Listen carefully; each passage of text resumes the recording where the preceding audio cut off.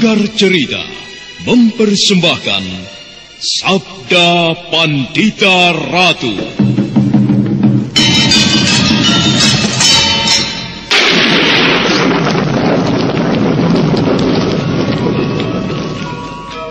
Sabda Pandita Ratu.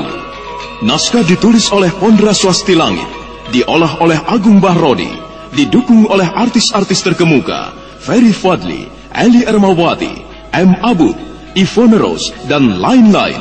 Teknik dan montase Ibing Arifin, dengan sutradara Dian Pertiwi. Sabda Pandita Ratu, kali ini dalam episode ke-14 dengan judul Raja Kalacakra.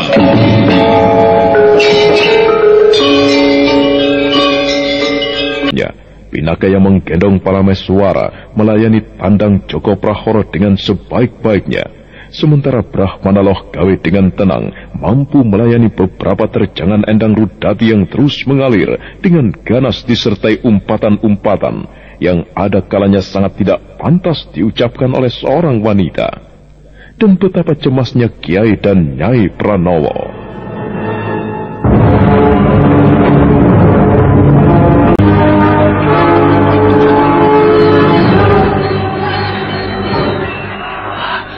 Apa yang terjadi itu?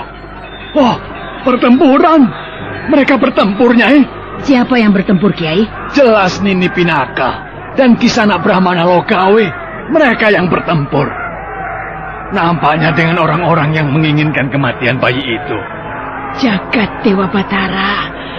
Apa kesalahan Nini Pinaka, Kiai? Apa kesalahan bayi itu sehingga harus dibunuh? Entah, Nyai.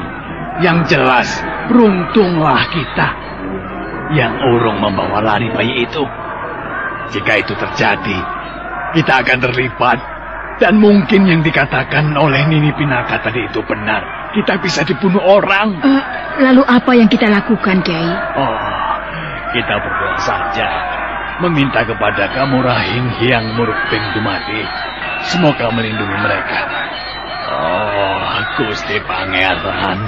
Apa kesalahan bayi itu hingga harus mengalami keadaan seperti itu? Maka pecahlah ketenangan desa yang berada di tepi pantai. Suara teriakan-teriakan yang bertempur mengadu nyawa serta gemerencing beradunya pedang telah membangunkan penghuni beberapa rumah yang letaknya dekat dengan tempat terjadinya perang tanding.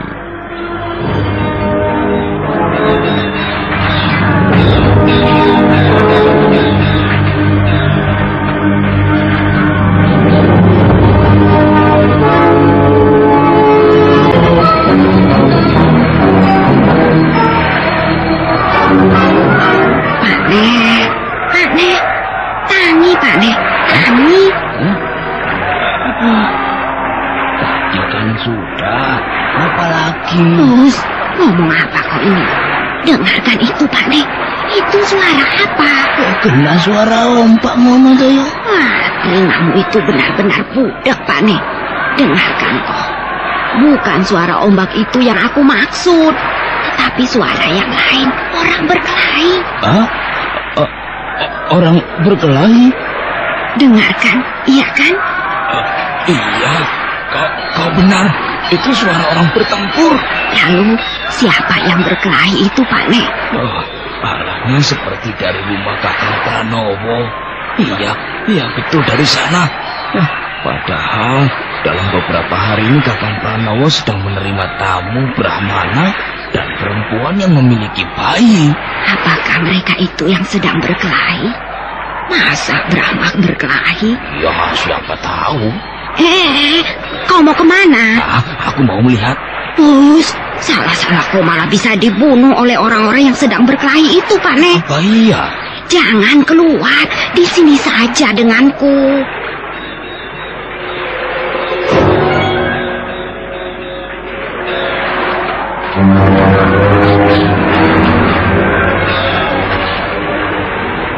Dan pertempuran yang berlangsung meningkat semakin ganas dengan tatak Anggon Trengginas. Pinaka yang meski menggendong anaknya mampu melayani lawannya, demikian juga dengan Brahmana Loh Gawe. yang selama ini menemani dan melindungi Pinaka, dengan tenang namun meyakinkan mampu melawan sepak terjang Endang Rudati yang terus menyerang bagaikan prahara atau ombak yang susul menyusul tiada habis-habisnya.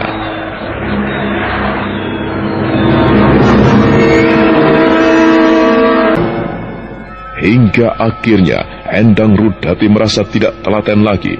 Pengikut umat Durga itu segera melompat jauh ke belakang mengambil jarak. Dan segera disusul pula oleh Joko Prahara yang juga segera mengambil jarak.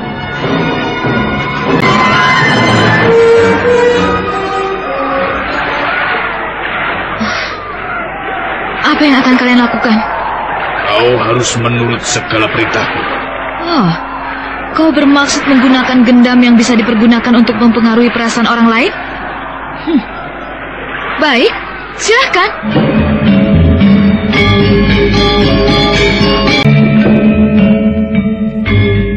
Baik Brahmana Loh Gawe dan Pinaka Swasti Ratu kemudian saling mendekat dan berdiri berdampingan. Sementara Joko Prahara dan istrinya memandang lawan-lawannya dengan pandangan mata marah. Mereka berkomat kamit mengucapkan japa mantra. Dan karena mengadu olah kanuragan mereka tidak berhasil, maka mereka menempuh cara lain. Rupanya mereka akan menggunakan ilmu gendam, Bapak. Ilmu yang bisa digunakan untuk mempengaruhi pikiran orang lain. Ilmu sihir. Iya, itu memang pekerjaan mereka. Menjerumuskan orang-orang baik menjadi tidak baik, Nyai. Bapak siap menghadapinya? Aku akan mencoba menghadapinya. Bagaimana denganmu? Aku akan menyiapkan sebuah cara untuk mematahkan pengaruh itu, Bapak. Aku sudah siap. Aku sudah siap. Nah, orang-orang pemuja Uma Durga, kami sudah siap. Kalian mau apa?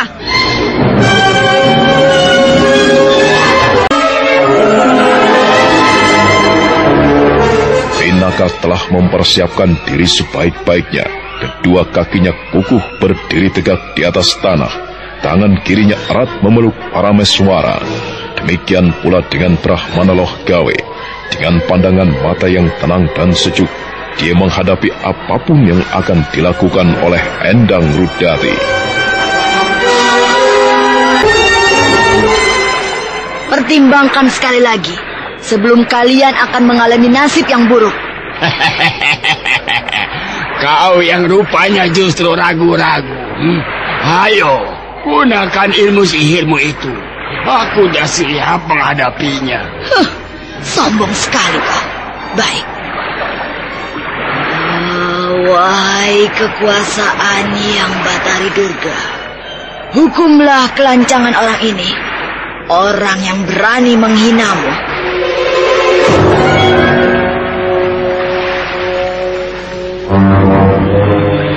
Pandang mataku, orang tua sombong. Ayo, pandang mataku. Tatap mataku. Ya, tataplah mataku. Aku sudah menatap matamu. Aku rasa aku tidak akan menghindari. Apalagi kau berada dalam kekuasaanku. Kau berada dalam kekuasaanku. Ayo, kau berlutut. Ya, kau berlutut. Kau tidak bisa menolak. Lakukan perintahku. Cepat, kau berlutut. Sayang sekali. Aku tidak mau melakukan perintahmu yang itu. Aku tidak akan berlutut di hadapan pengikut Batari Durga. Lakukan perintahku. Ayo, lakukan perintahku. Berlutut kau. Berlutut kataku. Bukan aku yang harus berlutut, tetapi kau. Kaulah yang harus berlutut. Berlutut. Kaulah yang harus berlutut. Kaulah yang harus berlutut. Berlututlah kau. Tidak. Kau sebaiknya yang berlutut. Dan jangan menolak. Brahmana Loh Gawe mampu tegar menghadapi pengaruh magis dari perintah Endang Rudati yang tersalur berdasarkan ilmu gendam, ilmu hitam yang menyerang langsung pusat kendali pikiran, mampu mempengaruhi dan kemudian mengendalikannya. Nampaknya Endang Rudati lupa bahwa yang dihadapinya adalah Loh Gawe, seorang Brahmana yang sudah barang tentu buntas ingkauruh kajiwan. Bahkan yang kemudian mengejutkan Endang Rudati adalah Brahmana Loh Gawe yang kemudian justru berusaha mempengaruhi cara berpikirnya.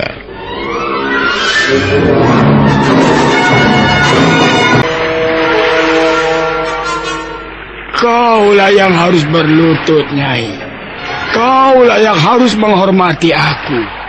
Kau yang harus berlutut. Ayo, laksanakan perintahku. Berlututlah. Berlutut. Gila. Bagaimana bisa begini? Ayo, Nyai. Kaulah yang harus berlutut. Jangan menunggu terlampau lama. Cepat berlutut. Rudati, Endang Rudati. Berlututlah, Nyai. Kau tidak akan melawan, bukan?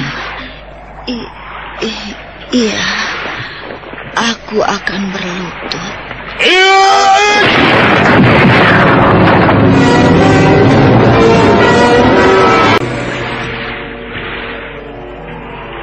Yang terjadi adalah dalam waktu yang sangat singkat, Joko Prahoro yang kemudian melihat Endang Rudati justru berhasil dikuasai oleh Brahmana Loh Gawe, segera membanting sebuah benda yang berada di dalam genggaman tangannya.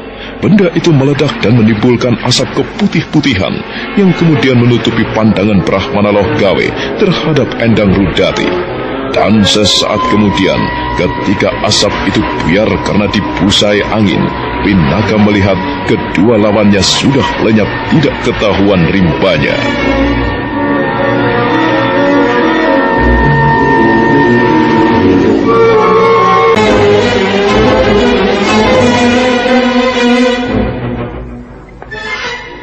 Mereka melarikan diri, Bapak. Iya. Akan tetapi mereka akan tetap membayang-bayangi kita, Nyai. Kita harus segera meninggalkan tempat ini, karena tempat ini sudah tidak aman. Kiai Pranowo dan Nyai Pranowo harus juga meninggalkan desa ini, Bapak. Kasihan jika mereka dan juga penduduk desa ini mengalami bencana oleh perbuatan Uma Durga karena kita. Benar. Mari, Nyai.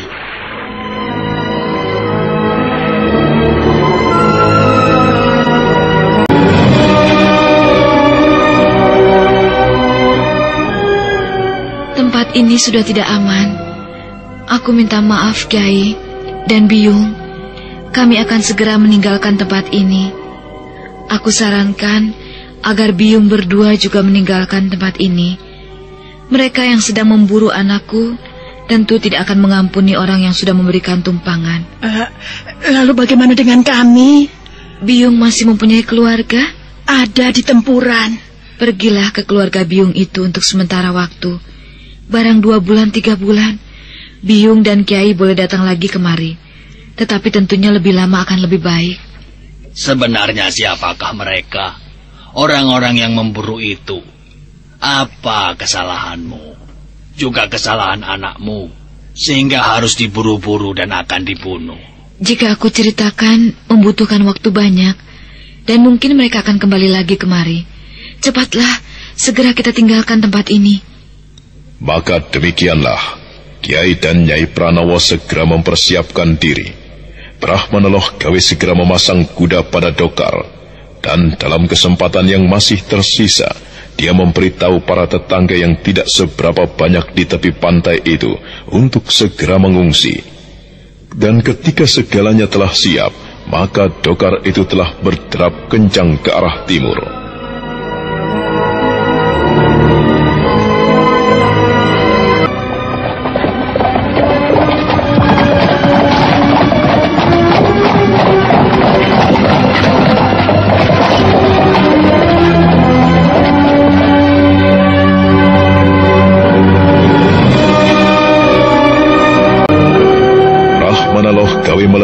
cambuknya yang kemudian merangsang kuda sepasang itu berlari semakin kencang, hingga kemudian mereka sampai pada sebuah pertigaan. Brahmana Loh Gawe segera menarik kendali kudanya.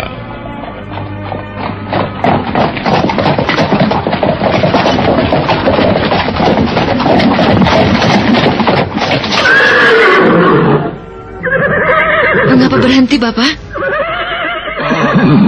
Di sini kita bisa meninggalkan jejak, Nyai. Maksud Bapak?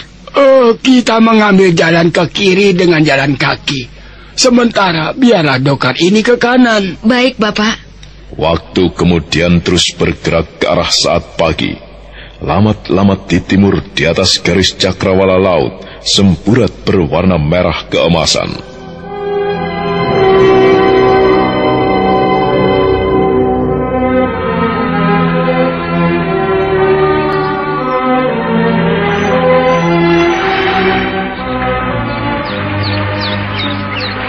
Brahmana Loh Gawe memberikan kesempatan kepada Pinaka untuk beristirahat sejenak. Pinaka segera menyusui bayinya hingga puas dan kemudian bahkan tidur lelap. Brahmana Loh Gawe kaget ketika melihat mata Pinaka berkaca-kaca. Ada apa, Nyai? Nampaknya ada sesuatu yang membuatmu sedih. Katakan, Nyai, apa yang membuat hatimu sedih? Kapan aku bisa merasakan ketenangan hidup, Bapak? Tiba-tiba aku menyadari siapa aku sekarang. Aku tidak lebih dari buronan. Perempuan sakti itu memburuku kemanapun aku pergi. Semula aku mengangankan aku akan tinggal di Paralingga, menempati rumah mendiang Paman Biku Dewa Hastu, bersembunyi di sana, membesarkan para meswara dengan tenang, aman dan damai. Namun sekarang aku bertanya, adakah tempat yang aman itu? Uma Durga mampu melihat di mana aku berada. Mungkin dia sekedar mengheningkan cipta, dan apa yang dilakukannya itu sudah cukup untuk mengetahui di mana para meswara berada. Apakah aku harus seperti ini terus-menerus, Bapak Loh Gawe? Nyai, jangan cepat putus asa. Lihatlah anakmu yang tidur lelap dengan tenang dan damai itu. Apakah Nyai akan ingkar dari tanggung jawab untuk melindunginya? Para meswara, anakku, mengapa harus kau yang dihinggapi oleh takdir itu? Para meswara. Pinaka yang bersandar di dinding tebing kecil, yang di atasnya banyak ditumbuhi semak liar itu, kemudian bangkit berdiri tegak. Matanya yang basah memandang ke arah matahari yang semburat merah di langit timur, seolah menantang. Hai matahari, apa yang akan kau lakukan terhadap anakku? Hadapilah aku. Brahmana Loh Gawe kemudian bergegas berjalan mengikuti Pinaka. Sementara waktu terus bergerak, pagi merambat menjadi siang. Sang waktu pula yang telah mengantarkan Pinaka dan Brahmana Loh Gawe semakin mendekati tempat yang dituju.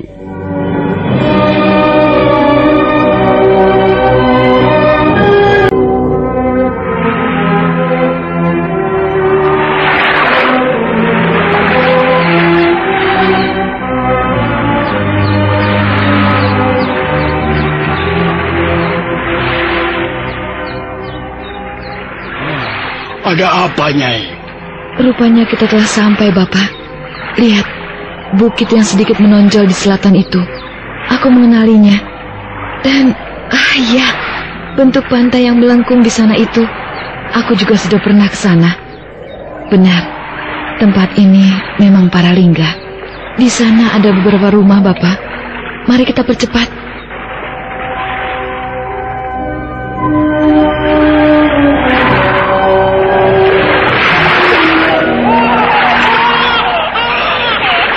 Para meswara, kenapa menangis? Pinaka segera berhenti. Dia bermaksud menyusui anaknya, tetapi ternyata bayi itu tidak mau. Belajar dari apa yang pernah terjadi, Pinaka tiba-tiba merasa curiga. Tangis para meswara bisa diartikan sebagai pertanda adanya bahaya.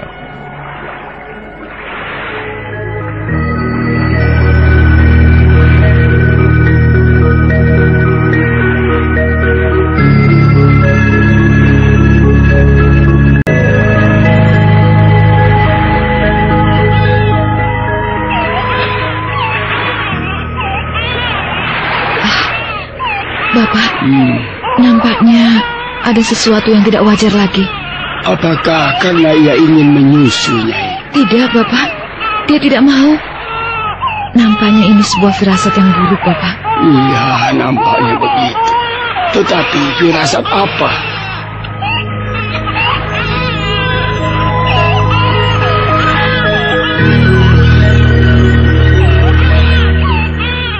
Bayi itu semakin rewel, membuat Pinaka semakin cemas pula. Brahmana Loh Gawe menebarkan pandangan matanya dengan seksama, seperti berhubungan dengan kegelisahan bayi itu. Mendung yang tebal sekali melintas dari arah selatan ke laut, dan ternyata langit di selatan gelap gulita, dan langit di utara terang benderang. Namun Brahmana Loh Gawe tidak menemukan sesuatu yang mencurigakan.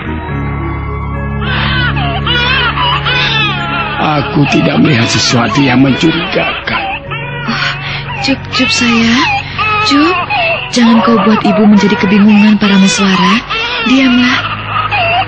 Supaya tidak merepotkan, berikan saja bayi itu kepadaku.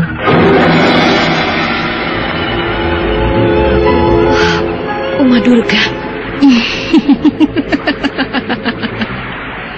Betapa menyenangkan sekali. Sungguh sangat menyenangkan sekali pertemuan ini. Bagaimana kabarmu, perempuan cantik? Kau baik-baik saja? Dan sudah siapkah kau untuk kehilangan bayimu? Sebaiknya cepat berikan saja bayimu itu. Persetan denganmu, Uma Durga. Pergi kau. Pergi? Berbaik hati menuruti permintaanmu? Oh, kau enak sekali. Kaulah yang menjadi penghalangku. Aku tidak mungkin melupakan apa yang telah kau perbuat di Candi Swambara Budura. Kau telah menggagalkan usahaku untuk menghancurkan candi itu. Dan aku tidak mungkin memaafkan pula atas apa yang telah kau perbuat di Pasetran. Betapa mudahnya bagiku untuk membunuhmu sekarang.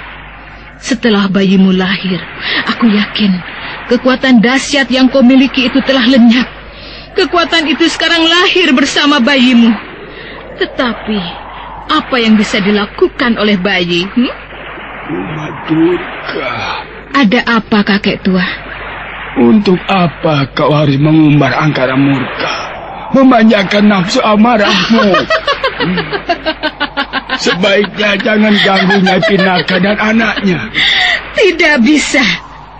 Bayi itu harus mati. Ia adalah musuh bebuyutanku yang mencoba menyusulku lahir kembali ke dunia ini. Dan aku tidak akan membiarkannya menjadi perintang cita-citaku. Berikan bayi itu kepadaku. Aku akan menyempurnakan kematiannya. Tidak. Aku tidak akan membiarkan perbuatanmu, Uma Durga.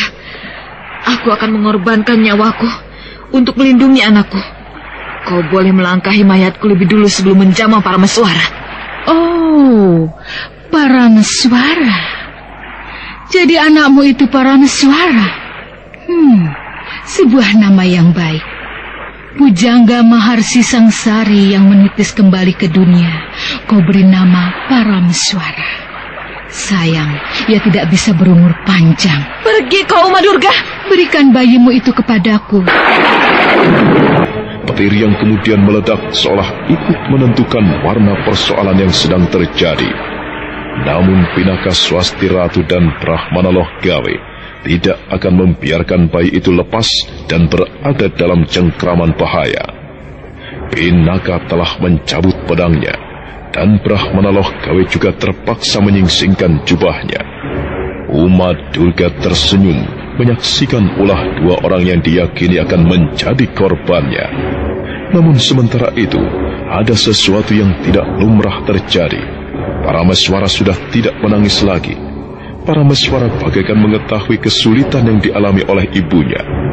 Dan tanpa setahu siapapun, dari telapak tangan kanannya mengepul asap keputih-putihan yang semula hanya lamat-lamat saja, namun semakin lama semakin banyak dan menebar seolah menjadi pelindung atas mereka bertiga. Uma Durga jadi terkejut.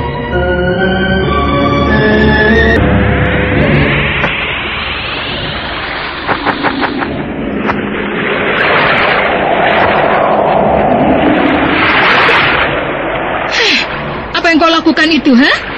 Bapak, apa yang terjadi? Entah, Nyai. Aku tidak tahu. Dari mana asal kabut tipis itu, Bapak? Aku tidak tahu, Nyai.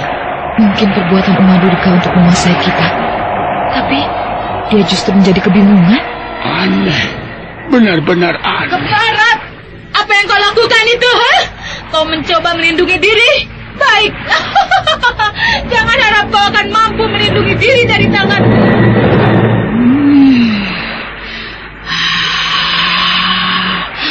Lihat! Hah, ke barat!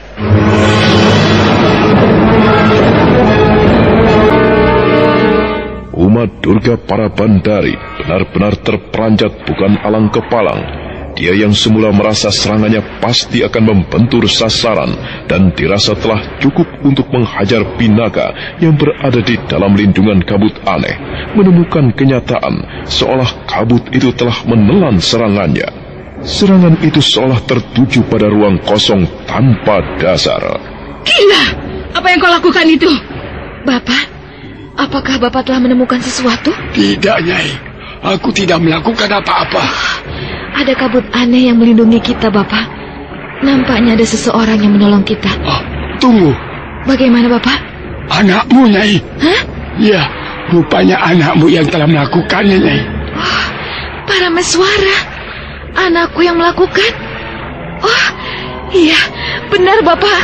Lihat telapak tangan kanannya. Hati Pinaka benar-benar melonjak gembira. Dia tidak menyangka bahwa demikianlah yang terjadi. Sementara Uma Durga Parabandari yang kemudian menjadi sangat marah bukan alang kepalang segera melepas ikat kepalanya. Dan sebuah mata aneh, mata yang tidak lumrah karena terletak di kening itu pun melek. Uma Durga siap menyerang kembali.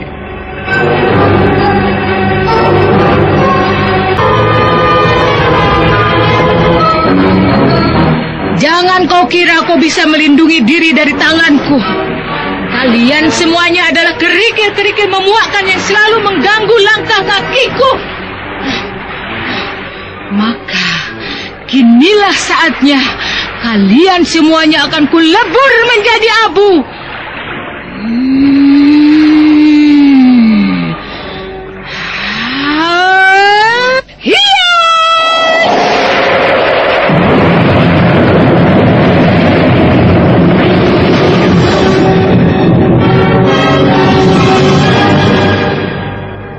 Yang terjadi adalah benar-benar sebuah benturan yang luar biasa.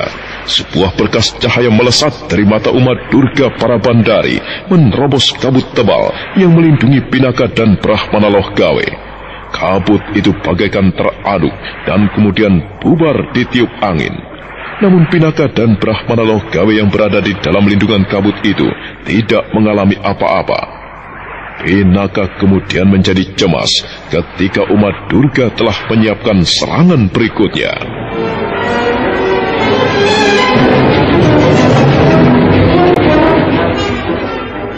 Mampuslah kalian bertiga. Tidak ada siapapun yang akan menghambatku. Mampus kalian bertiga. Tetapi Uma Durga terperanjat ketika melihat kabut aneh itu telah terbentuk kembali. Kurang ajar. Apa yang sedang kalian lakukan itu? Rupanya anakmu mencoba melawanku, ya? Bukan main. Masih bayi tetapi sudah merepotkan. Apalagi kalau nanti sudah menjadi orang. Tentu akan semakin merepotkan. Jangan sekali-kali kau mencoba melecehkan Uma Durga. Hiya!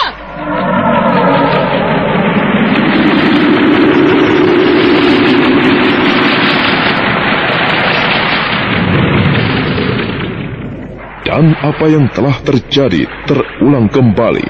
Seleret sinar yang berkekuatan sangat dahsyat melesat dari mata ketiga Uma Durga, menerobos masuk ke dalam pekat kabut yang melindungi Pinaka dan Brahmana Loh Gawe serta Parameswara, membuyarkan kabut-kabut aneh itu. Tetapi sejenak kemudian kabut itu terbentuk kembali.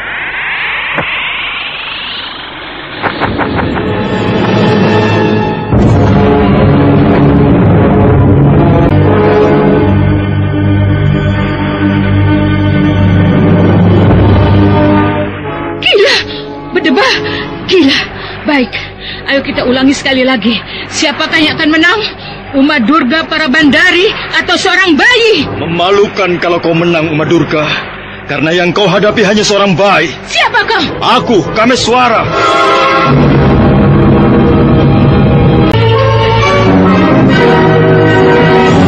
Uma Durga Parabandari terkejut karena dia tidak mendengar kehadiran pemuda itu. Namun yang lebih terkejut lagi adalah Pinaka Swasti Ratu. Dia benar-benar tersentak dan hatinya bergemuruh. Uma Durga Parabandari telah menyiapkan serangan berikutnya. Dia berusaha menggempur Pinaka yang menggendong anaknya. Bersama Brahmana Loh Gawe yang telah dilindungi oleh kabut yang telah terbentuk kembali, Uma Durga mencoba untuk mengulangi serangannya. Namun tiba-tiba dia dikejutkan oleh kehadiran Kameswara. Kehadiran lelaki muda itu mengejutkannya karena seolah muncul begitu saja. Kau? Sudah aku katakan namaku Kameswara. Dan aku telah menempuh jarak yang sangat jauh hanya untuk mencarimu, Uma Durga. Kau menempuh jarak yang sangat jauh untuk mencariku? Benarkah demikian? Iya. Untuk apa? Aku merasa terpanggil untuk ikut memusnahkanmu.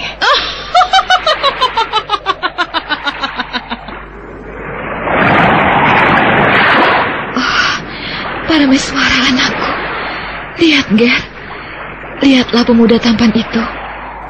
Ia bapakmu. Ia yang berhak kau panggil ayah. Ia penyebab kelahiranmu ke dunia ini. Sebenarnya ia adikku, Parameswara. Tapi jangan karena itu kau menyalahkan ibu. Ibu waktu itu tidak tahu kalau pemuda itu adik ibu sendiri. Kameswara. Kameswara. Aku bingung. Aku tidak tahu harus bersikap bagaimana, Kameswara. Anakku Parameswara. Ibu bingung, Ger.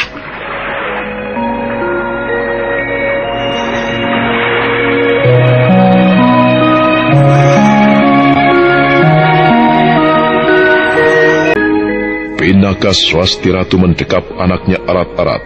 Dan mata Parameswara yang melek itu bergerak-gerak, seolah dia tahu kedatangan ayahnya, atau seolah dia mengerti dengan kalimat apa yang baru saja diucapkan oleh ibunya.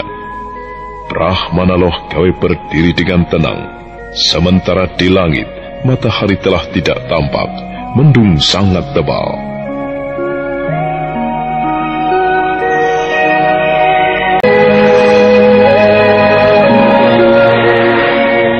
Mengapa kau merasa terpanggil untuk memusnahkan aku? Apakah kau merasa mempunyai kemampuan untuk melakukannya, anak muda? Mempunyai atau tidak, aku berkewajiban untuk menghentikan segala macam sepak terjangmu. Hanya sedikit orang yang mengerti siapa Uma Durga. Namun nampaknya, menilik bahwa kau telah menempuh jarak yang jauh untuk menemukan aku. Kau tentu telah mengetahui siapa aku. Seorang perempuan pemuja Durga yang pernah hidup di masa Mataram yang berkeinginan menggagalkan dibangunnya sebuah candi. Namun keinginannya kandas di tangan seorang Maharesi Pujangga istana. Perempuan yang bernama Warakanya itu mencoba bangkit kembali ke dunia. Itulah kau sekarang. Kau yang mengalami peristiwa pahit di Swambara Budura karena usahamu untuk menghancurkan candi itu ketika gerhana bulan telah gagal. Dan baru-baru ini persembunyianmu di hutan Cemara Sewu telah morat-marit. Bukan main. Ternyata kau mengetahui perihal diriku cukup banyak, anak muda. Sekarang jawablah. Semua itukah yang membuatmu menebalkan muka, mengabaikan rasa takut untuk menghadapi aku, Uma Durga? Bayi yang kau kejar-kejar untuk kau bunuh itu adalah anakku. Aku tidak akan membiarkan kau menjamahnya. Jika kau berani memegang kulitnya saja, maka aku akan membesat wajahmu yang palsu itu, agar ketahuan wajahmu yang sebenarnya. Kurang ajar. Uma Durga menatap Kameswara dengan pandangan mata tajam. Kameswara segera bergeser mendekati Brahmana Loh Gawe.